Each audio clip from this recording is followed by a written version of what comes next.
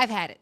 I've had it. I have had it. I have had it. I have had it up to here with the orange man and the defenses. And I'm officially saying it is time for the orange man to be impeached. We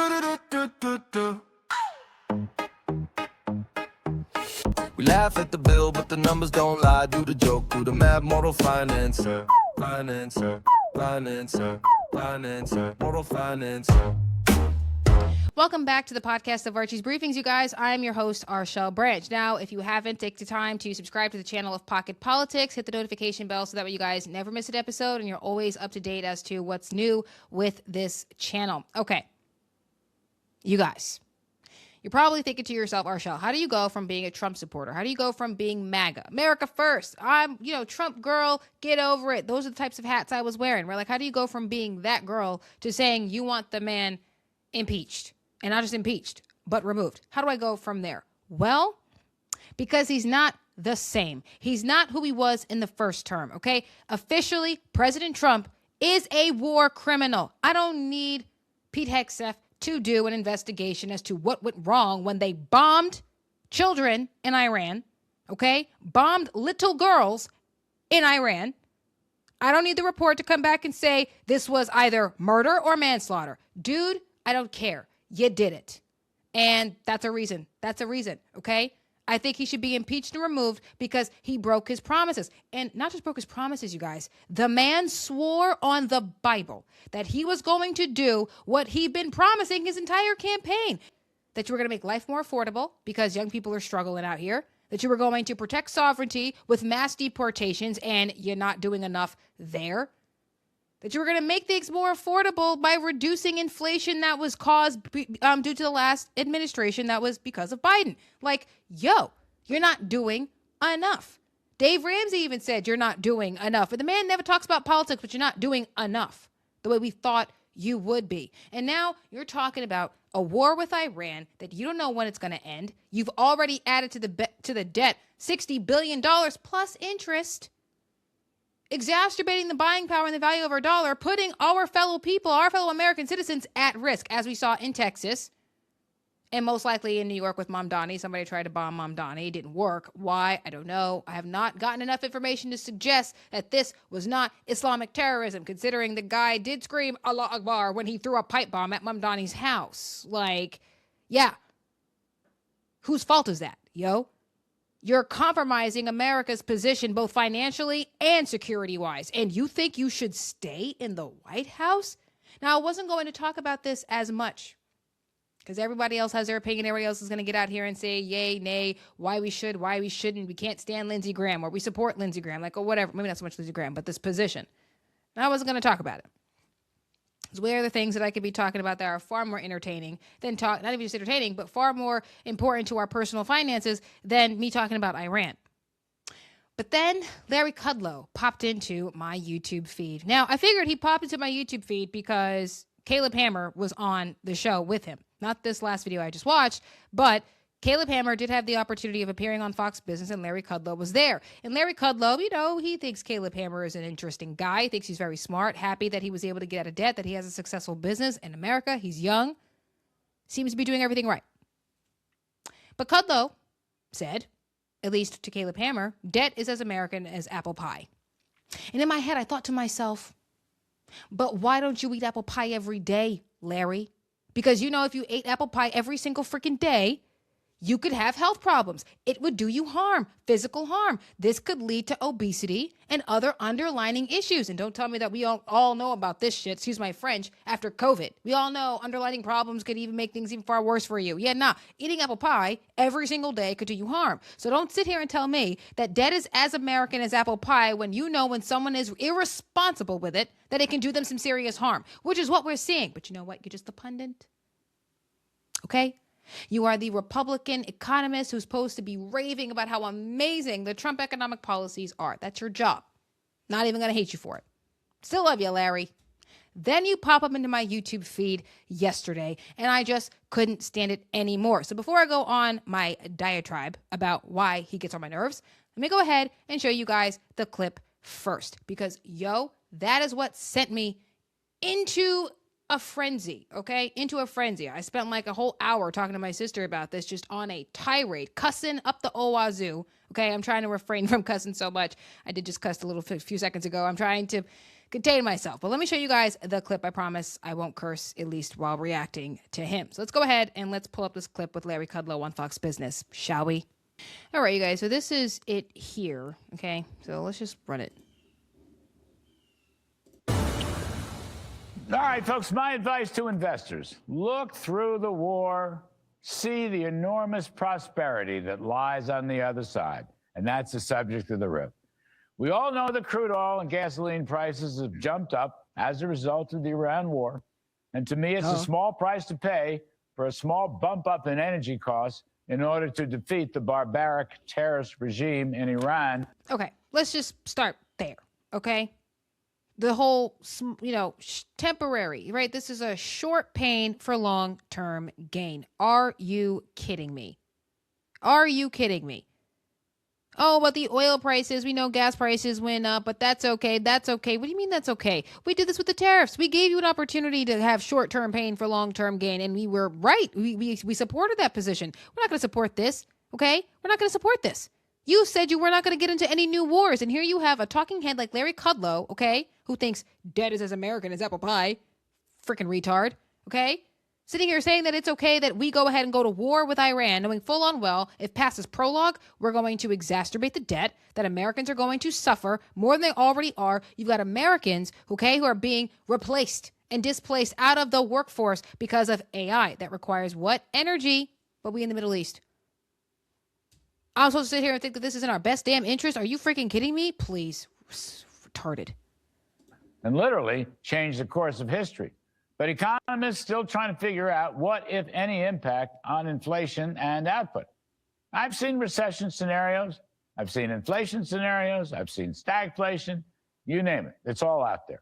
I've seen lots of comparisons with the oil shock of the 1970s and the early 1990s, maybe even the Russia shock of 2022. But let me counsel caution in relying on these past episodes to forecast the future. For one thing, this oil shock looks to be very brief. To quote the president, the war will be over very soon because there's practically nothing left to target. That's it. That's all that needed to be said there. Like, oh, there's practically nothing left to target. What, because you bombed everything, or because previous administrations have been bombing everything? Like, which one exactly? Was it because of you, or was it because of them? There's nothing left to bomb. There's nothing left to bomb. This war is going to be over soon, but you can't tell me when. Soon. When? Can you say when, though? Like, hello? You said no new wars. That was one thing I knew I was going to get from your administration. I knew you weren't the crusader, Mr. President. I knew you weren't. I was looking for what I got in the first term. I'm going to come out of this because his face, like, you look like a freaking amoeba toad out of SpongeBob. You just, oof, I'm ready to cuss. I got to stop looking at him. I got to come out of this. You guys, like, are you kidding me? Are you kidding me? The president says this is going to end soon, but it's been going on for a couple of weeks now, and you still have not given us an end date. You have not told us when this was going to end, and the Iranian young people are not going to back down. So what did you think was going to happen?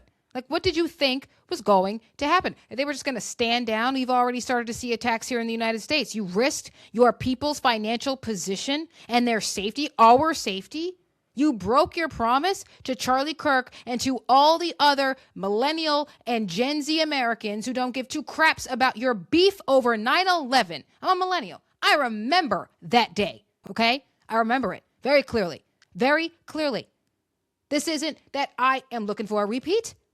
And now I know the reason for why that happened is because we were the jerks. We were bombing their nation for God knows how many decades, okay? I'll let Candace Owens tell you how long.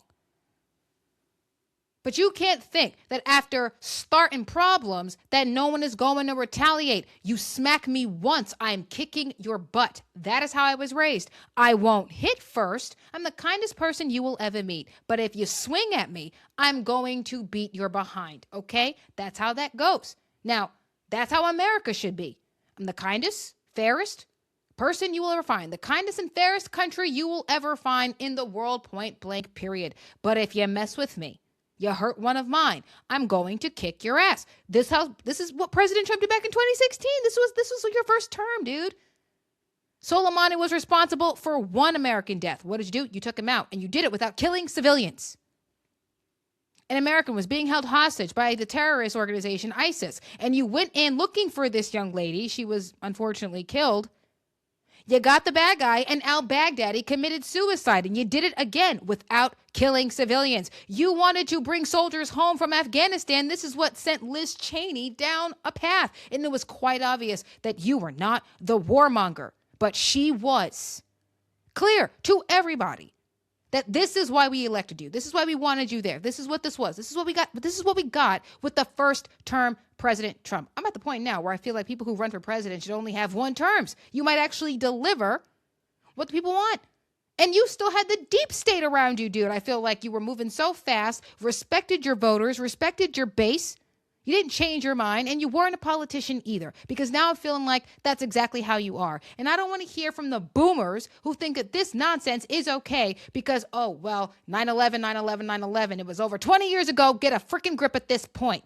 I'm not walking around with hatred for Muslims that lasted for 20 years of discrimination towards them, prejudice towards them, okay? We justified war crimes of our own administration, of our own governments, okay? Because you were so infuriated by what they had done, by what the terrorists, Al-Qaeda, had done to the U.S. You killed almost, if not a little over, 3,000 Americans. For that, we bombed your entire civilization. But then what really pissed us off was that we were there for 20 years and it put us into debt. No, it's not that we were committing war crimes. It was that it was taking too long. You were supposed to go in, bomb everybody, and bounce. That's not what happened. Instead, you were there for 20 years. Then you get someone like Trump who was trying to bring soldiers home, reduce the conflict, make us money, not start new wars. At bare minimum, I was going to be making money and not worry about nuclear war. Now, money is even tighter because it don't go very far because prices for energy and therefore gas has gone up. The production of every necessity that we need in our lives is going to go up. But you wanted Republicans to be talking about the economy. And let me talk to you guys about some of these so-called boomers who think that young people, when I say young people, I'm talking about Gen Zers, are ridiculous for not wanting to support this war. Okay, there was a tweet. Okay, Kat Timpf, first of all, she was on Greg Gutfeld's show on Fox. And she pretty much said, I love our military and I love our country. I don't know if this position that Trump is taking is in the best interest of our people. I'm paraphrasing here. And Diane Evans decided that she was going to tweet out what she thought about Kat Timpf and young Americans. So let's go ahead. And I'm assuming she thinks young people are anybody who's younger than her. So she's, I'm assuming, grouping millennials in that. So I'm going to go ahead and I'm going to pull up the tweet for you guys. It's going to, I'm going to read it from my phone because I have it here, but I do have it up on the screen for you guys. And I do want you to read along. If you haven't seen it already, I'm just going to read it to you. Okay, so here it is from Diane Evans. Okay, you youngsters, how patronizing a statement.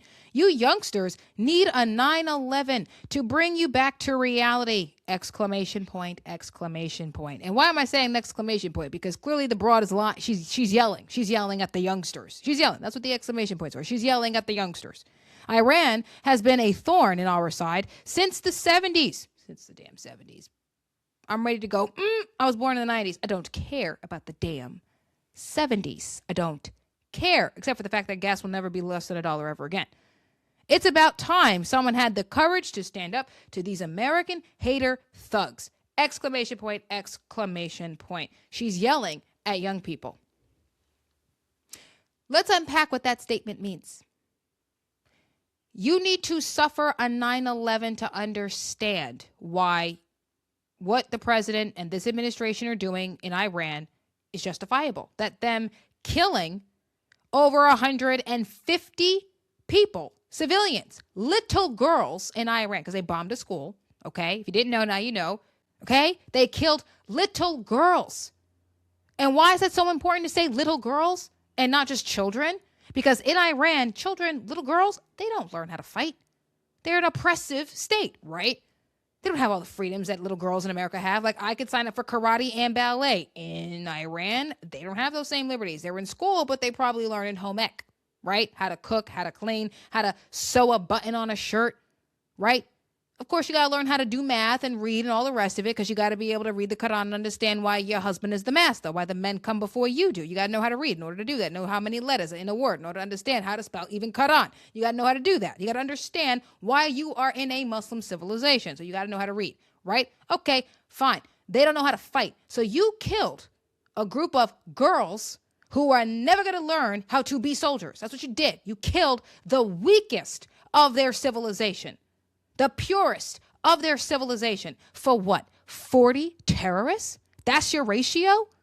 40 for over 150 little girls? That's your ratio. There are 50,000 Ayatollah, from what I've heard. The number of civilians keeps changing. At first, it was 150. Later, it was 170. Yo, I'm about ready to round up and say 200. You killed over 100 little girls for no damn reason, Mr. President. That's what you did. And I'm ready for you to be impeached. And this broad, Diane Evans, is going to sit here and say that we have to suffer another 9/11, that Gen Zers specifically are going to have to suffer a 9/11 to understand why what this administration did was okay. So you're saying that Gen Zers have to suffer a great trauma that changes civilization forever, because that's what 9/11 did, changed our whole civilization forever, so they can lose objectivity and justify war crimes? That's what you're saying? That they have to suffer a trauma to justify war crimes? Are you kidding me? That's what you're saying. Diane, that's retarded. That is retarded. It's retarded, you guys. Look what they're saying. Look at how they're defending this nonsense. You compromised the position of your people, Mr. President, your people, for nothing. According to Marco Rubio, according to Tulsi Gabbard, according to Pete Hegseth. You don't have the time to call back Elizabeth Warren. You don't have the time to debate about whether or not capping interest rates on credit cards is a good thing or bad thing, because you are preoccupied with being a damn war criminal. I don't care if they have figured this out I don't care.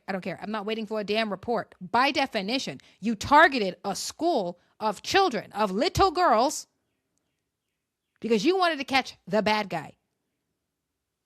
40 for 100. And that's the ratio you want to go with. And you think you're the hero. You're exacerbating the debt in America, ruining the buying power of the dollar that as Americans we fight so hard to get. You have now increased our cost of living because of this conflict. And we kind of knew that would be the case, because we don't have to go back that far in our history to realize this is what happens. Dude, we're in the same damn century where it happened the first time. You exacerbate the debt, the cost of living goes up even higher, and we're not willing to justify it anymore because we know better. Like, this is insane. Now, you guys, before I go any further, because I do have some more to say about all of this and to tell you exactly how all of this comes to my reasoning to why I want the man impeached, but I will come back to you with that after this. All right, you guys, so you guys know how I am about personal finances. You guys know how I feel about the banking institutions and the lack of privacy and how we don't really have access to our financial information in a sovereign way. And so because of that, I have decided to program my own software known as the world's first financial tricorder. The link is in the description box if you are interested in calculating your debt to income ratios without having banks or Google find you or track you or having access to this information. Definitely subscribe today. You will also have the ability to do a zero-based budget based off of how you receive your paychecks, whether it is bi-weekly or weekly. You will be able to calculate this information. You'll be able to track your progress when it comes to your debt to income ratios, your budgeting, to see exactly how much money you are making and what you can do with the money that you do make. You will have access to this information, not me. I deliberately programmed this thing so I would not be able to see your data. You cannot log in through Google. You have to type in that email manually, so you're not automatically tracked to the platform. There is no bank syncing, so not even the banks can see this information. So go ahead, click the link in the description box to the world's first financial tricorder and get that information completely private. Get it quick, get it accurately, and get it privately, because privacy is a hot commodity. And I don't think when it comes to your financial data that you should have to risk losing that privacy. If you don't want to share it with your own mother, why do you want to share it with a bank? So go ahead, click the link in the description box today and sign up for the financial tricorder. All right, you guys. So I've had it. I have had it between Larry Kudlow and Diane Evans and people who just want to support the orange man no matter what. It is driving me nuts. I was the person at the beginning of this year saying he's not doing everything that I want him to be doing. He is low-key pissing me off, but I still love the guy. At every turn, I tried to defend my love of the man. Okay? Not worship, but love. I pray to his best angels. I pray that he's going to do the right thing. But I don't think he's doing what's best for the American people. Now, either it is because he was so devastated at the loss of Charlie Kirk that he just doesn't care anymore, that he's willing to be a puppet for Israel, or he lied when he put his hand on the Bible and swore in a second time. And I'm inclined to go with the latter, specifically because of all the people he had around him. I'm convinced it's because he didn't want to go against Charlie and all of the, supporters that Turning Point had via Charlie Kirk. I'm convinced that he didn't want to piss us off. Therefore, he did what Charlie recommended. Now Charlie is gone. Turning Point is advocating for such conflict. Obviously, that is what we're seeing. And he doesn't care. And he's an elderly man who doesn't believe he's going to make it to heaven. Not a joke anymore when you can kill children. The closest to Jesus are children. And that's who you murdered. And why? To kill 40 terrorists. And Kudlow says short-term gains, short-term pain for long-term gain. And they're all saying it. Laura Ingraham, everybody on Fox. That is the only one for Republicans, right? Trump supporters who are independent commentators. People in the comment section saying that they want to defend this decision. We were against it when Bush did it. You voted for Trump. I didn't vote for Trump in 2016, okay? I didn't, people. This is insane. I didn't vote for the guy in 2016. But I looked at the people who did. I understood why you voted for him. The man had my support before he even took the oath of office. He was saving jobs. That is what I expected. I knew I was not going to get a crusader, but I knew I was not going to get any less than what I got in the first term. Okay? It's insane. At some point, Republicans in office, you're going to have to make a decision. This man should be removed from office. Okay? He should be removed. I was against the first impeachment. I was against the first impeachment. I was against the second impeachment. I was against the weaponization of our government against him when he was a private citizen again during the Biden administration. I didn't like that they debanked him. Didn't like that they were constantly, charging him with things. The man's a felon. No one cares. No one cares. You perp walked him. You got the mugshot, and the man made the mugshot swag. You did so much that you try to make a martyr out of what we all thought was a moderate. He was no crusader then or now. The least I expected was you were going to make money and not worry about wars. You were going to do mass deportations because now that is a big deal for a majority of the American people. You're going to reduce the spending so you can reduce the debt. You were going to cut wasteful spending specifically so you can do something about the debt. You were going to increase income so you can reduce the national deficit. You were going to make opportunities available to American citizens again. And that's what we were looking for. This is not necessarily crusader type. This is just America cannot function if it is bleeding and hemorrhaging, which we are with these illegals here. That's just common sense. That's not crusader. That is just common sense. You don't need to be a Christian to have common sense. You don't need to be a crusader to have common sense. I expected common sense. Money being made, no new wars, at minimum. The problem that Republicans are having is that you keep comparing Trump to Biden. And you won the popular vote. So who you comparing to? Nobody gives a damn about you being better than Biden. We knew you were better than Biden. We knew that you were going to be better than Kamala Harris. We knew this already. We are not comparing you to Biden. We are comparing you, orange man, to your damn self back in your first term. Jordan Peterson ordered chaos. One of the rules. I don't know if it's rule number 4 or rule number 6. Do not compare yourself to others. Compare yourself to yourself. Now, why is that so important? Because that's where you're going to see if there's been any growth or not. And in this case, there has been no growth. He's only gotten worse. You're deteriorating. You are not who you were. You are officially a politician, orange man. You have lost my respect. You have lost my trust. You have lost all of it. You're a traitor to your people. You're a war criminal. Congratulations, Trump. Congratulations. You're a damn war criminal. You're just like the rest of them. Congrats. Congrats. It's devastating. And what makes it worse is that I believed you. We all did. Most of us did. And you have the effrontery to quote scripture, your administration, people who are surrounding you, to use the scripture to defend killing children. Congratulations, Mr. President. You are officially no different than the rest of them. You're a war criminal. Congrats. And for that, he should be removed. He should be impeached and removed. Because not only are you a war criminal, you betrayed the voters. And if Republicans were smart, they wouldn't wait for midterms for the Democrats to come in here and do it. We're fighting for seats to keep him in the White House. Why? He doesn't deserve to be there. You Republicans got rid of Bill Clinton because he lied about a blowjob. I'm not saying that that was right as far as him lying under oath about having one. But that was the reason why you got rid of him. I mean, Bill Clinton did kill civilians too as the president. He did that too. And hid behind Columbine. He killed civilians.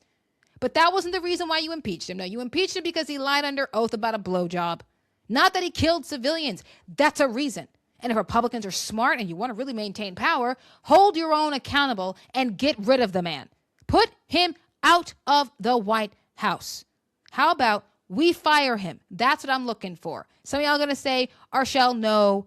Trump is still a good guy. He's still one of our own. He's not. He's a politician. He's no different than the rest of them. He's a war criminal. By definition, look up the phrase, and tell me why you don't think that's what he is. Because here's the thing. This is either murder 1 or murder 2. But what it doesn't change is that his word is why this happened. Him breaking his promise to us is why this happened. And when there's retaliation, because there always is, as we've already seen, and when life gets more expensive, as it already has, like you're already seeing, Republicans will have no one but themselves to blame if they don't take action. I was with the man. I was with him when they did it to him the first time, the second time. I believe they stole the election from you, Mr. President. That was some funny business going on. You should have been in the White House 2021. That should have been you. But the election wasn't stolen this time. And we can't relax in the shoulda, coulda, woulda. This is Rocky 2. You coming back with a bang. And instead of doing what was best for the people that voted for you, you're doing what's best for Israel. You're doing what's best for their government. I don't even care if you were doing it on behalf of Iran. I would still be upset with you because you're choosing another country over us.